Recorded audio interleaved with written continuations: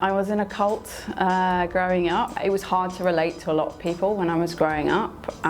It did make me feel outside, which then kind of compounded everything to do with my sexuality as well. So I think for a long time I felt very much on the outside of life. And I think I carry that feeling with me still these days as well in some ways. Grew up with this kind of inner homophobia, you know, towards myself. I just thought I was wrong and scary. I was scared of myself for a really long time. The premise of the cult was that you could live forever in your physical body. The main leader of the cult does talk about, he said, I am Christ, basically. You have to worship me like Jesus, and then you will live forever. For a while I wanted to identify as a boy. I wanted to be a boy, and I got everyone to call me Peter. I was very passionate and clear about it when I was about 5. It was a big thing that happened in the cult where I actually eventually was shamed for that, and so was my mum, and we were told that there was something wrong with me and that I had to change because it was sick that, you know, I wanted to be a boy.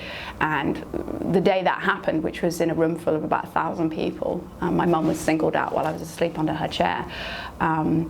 I woke up to hear it and said to my mum, okay, well, I'll change, but am I allowed to wear dungarees?